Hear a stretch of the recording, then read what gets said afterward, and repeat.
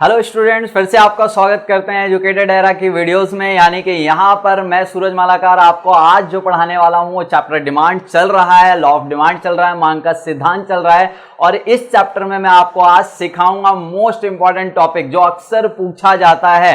Previous videos में हमने देखा था, जो भी कॉन्सेप्ट जो भी सीखा था उसे बार बार यही रिक्वेस्ट है, यही सजेशन है, उसको लर्न कर लीजिए, सीख लीजिए वहां जाकर, राइट। उसके जो लिंक्स है वो डिस्क्रिप्शन में अवेलेबल है। तो आइए आज का जो टॉपिक है मोस्ट इंपॉर्टेंट वो है सर, मांग में वृद्धि के कारण। What are the reasons of increase in demand, right. Demand में इंक्रीज होने के क्या कारण है, डिमांड इंक्रीज होने के कारण क्या है, यानी कि मांग बढ़ने के क्या कारण है। तो मांग में वृद्धि के कारण हम पढ़ने से पहले प्रीवियस वीडियो का मैं आपको याद दिला दूं, उसमें हमने मांग में विस्तार, मांग में संकुचन यानी कि extension of demand, contraction of demand यानी कि कॉन्ट्रैक्शन इन डिमांड, उसके अलावा जो दो टॉपिक हमने पढ़े थे अगले वो थे increase in demand, decrease in demand यानी कि मांग में वृद्धि, मांग में कमी था ना। ये चार टॉपिक में से वही दो टॉपिक जो है हमारे पास, मांग में वृद्धि और मांग में कमी, वही टॉपिक आज का इस वीडियो में, पूरी वीडियो में मैं अच्छे से एक्सप्लेन करने जा रहा हूं आपको कि जब भी रीजंस आते हैं ये 3, 4 और 6 मार्क्स में क्वेश्चन आता है, 3, 4 या 6 मार्क्स में। पूरी वीडियो को ध्यान से देखते रहिए, समझते रहिए, लिखते रहिए, नोट्स बनाते रहिए, आपको पूरा कॉन्सेप्ट क्लियर हो जाएगा कि इसके क्या क्या कारण है और हमें क्या एक्सप्लेन करना है उसमें। तो क्वेश्चन हमारे पास वही है सर, मांग में वृद्धि के कारण, और दूसरा क्वेश्चन रहेगा इस वीडियो में मांग में कमी के कारण। अगर आप मांग में वृद्धि के कारण समझ गए तो मांग में कमी के कारण आपको याद करना या समझना नहीं पड़ेगा, उसे आप खुद व खुद लिख देंगे। तो क्वेश्चन आपको केवल यह समझना है इसका सॉल्यूशन कि मांग में वृद्धि के क्या कारण है। आइए मैं आपको याद दिलाता हूं, लेकिन उससे पहले एक इंपॉर्टेंट यहां पर मैंने मेंशन किया है, और reason of rightward shift in demand curve, मांग वक्र में दाईं और खिसकाव के कारण। सर ने समझाया था कि मांग में वृद्धि के कारण क्या है, और एग्जाम में क्वेश्चन पूछा जाता है reason of rightward shift in demand curve, मांग वक्र में दाईं और खिसकाव का क्या कारण है। सर याद कीजिए, जब हमने मांग में वृद्धि मांग में कमी पढ़ा था उसमें डायग्राम में आपने सीखा था जो वक्र होता है, जो कर्व होता है वो राइटवर्ड शिफ्ट होता है, दाईं और खिसकाव होता है उसमें, किसमें, मांग में वृद्धि। और मांग में कमी डिक्रीज इन डिमांड में क्या होता था, लेफ्टवर्ड शिफ्ट। कहने का मतलब मांग में वृद्धि और मांग में कमी दोनों ही डिमांड कर्व शिफ्ट होते थे इन दोनों ही सिचुएशन में। तो वो क्वेश्चन भी बन सकता है, दोनों का सॉल्यूशन सेम है क्योंकि दोनों का मीनिंग सेम है। इसका मतलब भी वही है कि डिमांड इंक्रीज हो रही है, इंक्रीज इन डिमांड, और ऊपर का मतलब भी वही है, इंक्रीज इन डिमांड का मतलब जो कर्व है, जो उसका वक्र है वो राइटवर्ड शिफ्ट हो रहा है। तो इसके कारण क्या है, कारणों को जानने से पहले देखिए यहां पर मैं आपको बता देता हूं अन्य बातों के कारण। आपको ध्यान रखना है अन्य बातों के कारण, यानी कि अन्य बातों में परिवर्तन के कारण होता है, due to change in other things, due to change in other things में परिवर्तन के कारण, अन्य बातों में परिवर्तन के कारण। यहां मैं लिख देता हूं अन्य बातों में परिवर्तन के कारण, राइट। अन्य बातों में परिवर्तन के कारण होता है। एक और इंपॉर्टेंट चीज आपको ये सीख जानी है यहां पर, कि ये सीखना है सॉल्यूशन में क्या, कि वस्तु की अपनी कीमत समान रहती है, या मैंने कहा था पूर्ववत रहती है। देखिए, on price of the commodity will remain same और अनचेंज, राइट। देखिए मैं आपको बता दूं कि मांग में वृद्धि और मांग में कमी दोनों ही, ध्यान रखिए, अन्य बातों में परिवर्तन के कारण होते थे। यानी कि वस्तु की कीमत समान रहती थी, जो प्रोडक्ट के प्राइजेस हैं वो 10 रुपए थे और आज भी मार्केट में 10 रुपए हैं, लेकिन अपने आप अगर डिमांड इंक्रीज होती थी, बढ़ती थी, राइज होती थी, उसको हम इंक्रीज इन डिमांड का नाम देते थे। प्राइस कॉन्स्टेंट थी, वही सेम थी, समान थी, अन्य कुछ परिवर्तन हुआ मार्केट में। फॉर द एग्जाम्पल उसमें क्या क्या हो सकते हैं, उसी को आपको रीजन देना है। उसी के रीजन से अन्य रीजन कितने भी हो सकते हैं, अदर थिंग्स कितनी भी हो सकती हैं, अन्य बातें कितनी भी हो सकती हैं, डिपेंड करता है। 3 मार्क्स का क्वेश्चन है, 3 रीजन आपको जरूर लिखना है एक्सप्लेन करके। 4 नंबर का क्वेश्चन है, 4 रीजन आपको एक्सप्लेन करके जरूर लिखना है। 6 का है 6, आपको ये कंफर्म है। तो आइए चलते हैं उन रीजन, इन बातों को बताने के बाद आपका कॉन्सेप्ट भी क्लियर होता है माइंड में और एग्जामिनर को भी क्लियर हो जाता है, बहुत ज्यादा इंटेलिजेंट है। तो आपको ये लिख देना हमेशा कि ये चीजें जो होती है वो किसके कारण होती है, सर अन्य बातों में परिवर्तन के कारण, और वस्तु की अपनी कीमत यहां पर पर समान रहती है। तो आइए चलते हैं वहां पर लेकर कि इसमें कौन कौन से रीजन है जिसके कारण ऐसा हो सकता है। नंबर 1, सबसे फर्स्ट जो मेन रीजन है, उपभोक्ताओं की उपभोक्ता, चलिए हम पूरा ही लिख देते हैं, उपभोक्ताओं की आय में वृद्धि। पहला रीजन क्या है सर?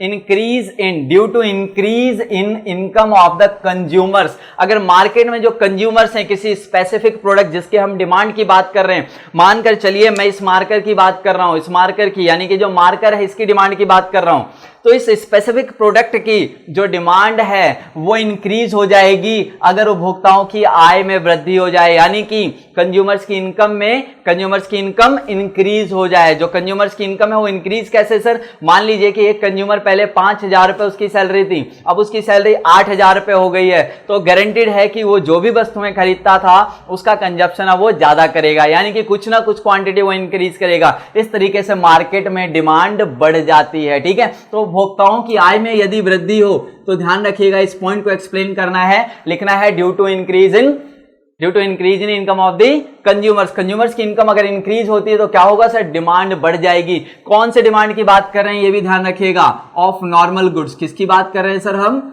नॉर्मल गुड्स की बात कर रहे हैं। नॉर्मल गुड्स बोले तो सामान्य वस्तुएं। सामान्य वस्तुओं का मतलब क्या है? अच्छी गुणवत्ता वाली वस्तुओं से। अच्छी गुणवत्ता वाली जो वस्तुएं होती है उनकी डिमांड बढ़ जाती है। आप बिल्कुल इसको प्रैक्टिकली अज्यूम कर सकते हैं, है ना। मार्केट में देखिए कीमतें भी कम नहीं हुई। फॉर द एग्जाम्पल मानकर चलिए आपकी सैलरी 5,000 रुपए थी, आपको पिज्जा बहुत अच्छा लगता है, आप डेली हर मंथ की सैलरी पे एक पिज्जा आप खा लेते थे, राइट। अब सैलरी आपकी 8,000 हो गई है, तो हो सकता है, पूरे चांसेस हैं, पिज्जा का प्राइस अभी भी वही है, कम नहीं हुआ, अब हो सकता है आप 2 पिज्जा का कंजप्शन करने लग जाएं। तो इस तरीके से मार्केट में डिमांड बढ़ जाती है, जिसे इंक्रीज इन डिमांड कहते थे। तो पहला रीजन, इंपॉर्टेंट रीजन, राइट। दूसरा रीजन हमारे पास क्या होगा इसी तरीके से? तो फर्स्ट है कंज्यूमर की इनकम के साथ। अब दूसरा जो रीजन आएगा इसके अंदर वो देखिए, स्थानापन्न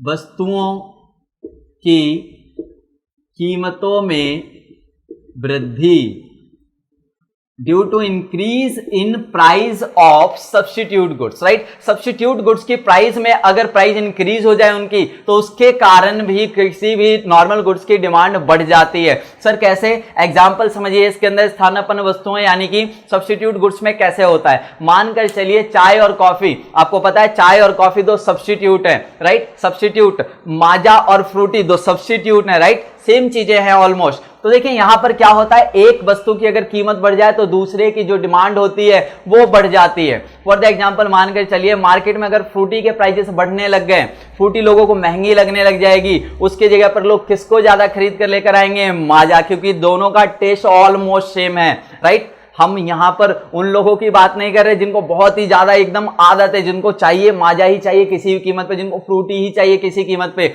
लेकिन अक्सर मार्केट में क्या वर्क करता है? सब्स्टिट्यूट, यानी कि स्थानापन्न। तो ध्यान रखिए, दूसरा मेन इंपॉर्टेंट रीजन रहेगा increase in prices of substitute goods, right. तो उससे क्या होता है? डिमांड बढ़ जाती है। हम बात कर रहे थे डिमांड किसकी बढ़ने की, इस पॉइंट के हिसाब से फ्रूटी की डिमांड। तो फ्रूटी की डिमांड कब बढ़ गई? जब उसका सब्स्टिट्यूट माजा की कीमतों में वृद्धि होने लग गई, राइट। तीसरा है हमारे पास पूरक वस्तुओं की कीमतों में कमी।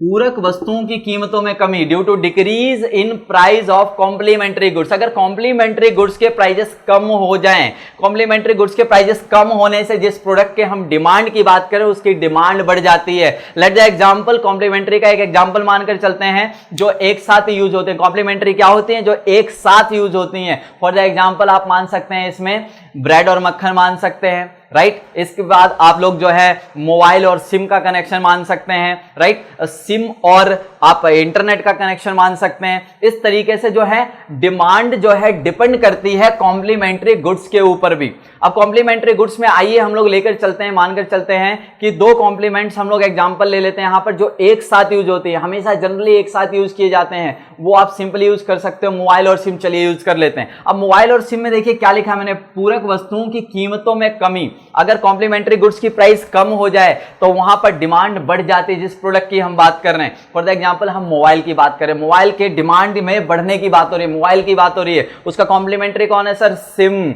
अगर सिम के प्राइजेस कम होने लग जाए, सिम के प्राइजेस कम होने से क्या होगा, सिम के प्राइजेस कम होने से क्या होगा सर, मोबाइल की मांग मार्केट में बढ़ सकती है, राइट। यानी कि डाटा अब जो है सस्ता मिलने लग गया, बहुत सस्ते रिचार्जेस हो गए। अब जिनके पास फोन नहीं था वो भी फोन परचेज कर सकते हैं। जस्ट उल्टा आपको और समझ में आएगा, मान लीजिए फोन के प्राइजेस बहुत ज्यादा कम होते जा रहे हैं, तो हो सकता है कई लोग डबल डबल फोन भी लेना शुरू कर देंगे और उसकी वजह से किसकी डिमांड बढ़ जाएगी सर, सिम की डिमांड बढ़ जाएगी, राइट। लोग सिम ज्यादा से ज्यादा खरीदना शुरू करेंगे। इस तरीके से जो है ये कुछ रीजंस आपके पास आते हैं जिसमें हम पढ़ रहे हैं कि मांग में वृद्धि के कारण क्या है। और देखिए हम लोग इसके अलावा पढ़ते हैं उपभोक्ता की रुचि में अनुकूल परिवर्तन, favourable changes in taste and preferences. उपभोक्ता की रुचि तथा प्राथमिकता में अनुकूल परिवर्तन। कई बार ऐसा भी लिखा जाता है, ध्यान से आप लिखिएगा, उपभोक्ता की रुचि तथा प्राथमिकता में अनुकूल परिवर्तन, यानी कि changes in taste and preferences of the consumer. Favourable changes, कैसा चेंज होगा, फेवरेबल। एक होता है फेवरेबल, एक होता है अनफेवरेबल। फेवरेबल यानी कि कस्टमर उसके लिए ज्यादा उत्साहित है, कस्टमर को उसका टेस्ट अच्छा लगता है, कस्टमर उसे ज्यादा खरीदना चाहता है, कस्टमर को बहुत पसंद है, इसे कहते हैं फेवरेबल चेंजेस आना। तो ये भी एक रीजन बनता है जिससे जिस प्रोडक्ट की हम डिमांड की बात कर रहे हैं मार्केट में, उसका प्राइस कांस्टेंट है लेकिन उसकी डिमांड बढ़ जाती है। फॉर एग्जांपल मानकर चलिए कि आपको कोई वस्तु अभी अचानक ही आपने फर्स्ट टाइम या सेकंड टाइम आपने गोलगप्पे खाए, राइट, और वो गोलगप्पे आपको बहुत अच्छे लगने लगे वहां के, यानी कि अर्थात अब वो कितने भी प्राइजेस, अगर वो डाउन इंक्रीज का कोई चक्कर नहीं है, उसी प्राइस पे, कांस्टेंट प्राइस पे आप ज्यादा कंजप्शन करना शुरू कर देते हैं ना। तो जब भी टेस्ट एंड प्रेफरेंस, ऐसा और भी देखा जाता है। मानकर चलिए किसी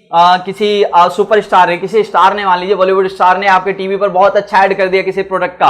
अब आप क्या होते हैं, उस प्रोडक्ट के दीवाने हो जाते हैं। उस प्रोडक्ट को वही प्राइस अभी भी मार्केट में जिस प्राइस पे पहले मिलता था, लेकिन अब आप ज्यादा खरीदते हैं क्योंकि वो फैशन में आ चुकी गुड्स। और जो फैशन में आ जाता है सर, वो हमारे लिए अनुकूल चेंजेस यानी कि फेवरेबल चेंजेस लाता है, किसमें, टेस्ट एंड प्रेफरेंस। हम उसको ज्यादा प्रेफरेंस देते हैं। तो इस तरीके से ये 4 पॉइंट हो गए। 4 नंबर का आता है तो 4 नंबर में 4 पॉइंट्स इंपॉर्टेंट रहेंगे आपके लिए। नेक्स्ट पे चलते हैं हम लोग, उपभोक्ताओं की संख्या में वृद्धि।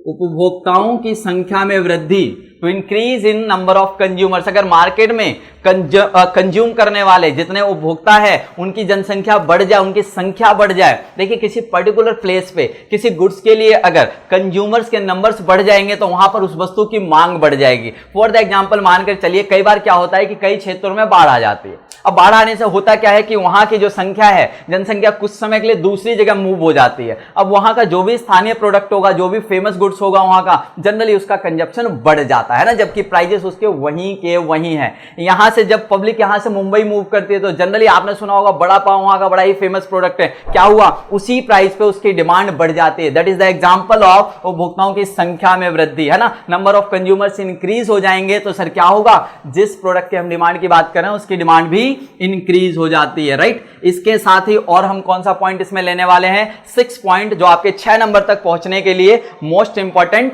रहेगा। तो छठा पॉइंट इंपॉर्टेंट जो लास्ट है हमारे पास, वो है भविष्य में कीमत बढ़ने की संभावना। बढ़ने की संभावना यानी कि expectations of increase in prices increase in future, right. यानी कि भविष्य में कीमत बढ़ने की अगर संभावना, एक्सपेक्टेशंस, कंज्यूमर को ये लग रहा है कि जिस प्रोडक्ट को हम खरीद रहे हैं, जो हमारे पास जरूरी है, अगर उसकी कीमतें भविष्य में बढ़ जाएंगी तो क्या करता है आप समझ सकते हो, करंट प्राइजेस पर ही बहुत सारी डिमांड उसकी आने लग जाती है, क्योंकि कंज्यूमर्स को ये कंफर्म हो गया, एक अफवाह मार्केट में फैल चुका है कि कीमतें बढ़ जाएंगी, है ना। तो expectations of increase prices increase in future, product के प्राइजेस अगर इंक्रीज होने वाले हैं सर तो उसकी डिमांड अभी करंट टाइम में करंट प्राइजेस पे बढ़ जाएंगी, जो इंक्रीज इन डिमांड का एक रीजन है। इस तरीके से 6 पॉइंट आपको मैंने बताए। अलग अलग और भी पॉइंट हो सकते हैं, धर्म रीजन हो सकता है, राइट, धर्म हो सकता है, मॉनसून हो सकता है, ये सारे पॉइंट्स पे डिपेंड करता है। मार्केट में प्राइजेस वही रहती हैं लेकिन डिमांड चेंज हो जाता है, इंक्रीज हो जाता है। अगर आपके पास क्वेश्चन आता है इसकी जगह मांग में वृद्धि की जगह क्वेश्चन आता है कमी, कितना आसान हो गया इसको समझने के बाद। कमी में सारे पॉइंट्स को जस्ट अपोजिट कर देना है। मांग में कमी कब होनी है, मांग में कमी, वही पॉइंट्स हैं,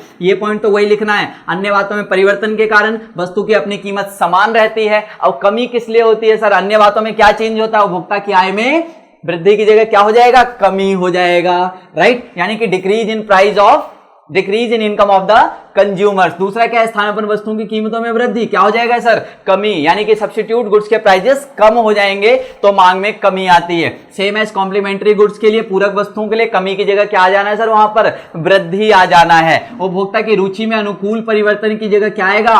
प्रतिकूल परिवर्तन, बोले तो unfavourable changes in taste and preferences of the consumer. अगला है उपभोक्ताओं की संख्या में वृद्धि। अब संख्या में क्या हो जाएगी? कमी। वहां अगर पर्टिकुलर रहने वाले जगह पर, एक प्लेस पर संख्या कम हो गई तो डिमांड भी कम हो जाएगी। और भविष्य में कीमत अगर घटने की संभावना है, decrease prices in future. Expectation क्या है? Expectation to decrease prices in future, future में कीमत घटने की संभावना है तो डिमांड अभी होल्ड हो जाती है, हम फ्यूचर में खरीद लेंगे, ऐसा ही होता है। तो करंट प्राइजेस पे डिमांड आपकी कम हो जाती है। ओके, इसके साथ ही ये आपका कॉन्सेप्ट बिल्कुल तरह क्लियर हो गया। आप पूरी तरीके से, अच्छी तरीके से प्रैक्टिस करें सारे कॉन्सेप्ट की और सारी वीडियोस को देखें, लाइक करें, सब्सक्राइब करें। धन्यवाद, थैंक यू। सूरज मालाकार के साथ आप बने रहिए इकोनॉमिक्स की क्लास में। Bye bye.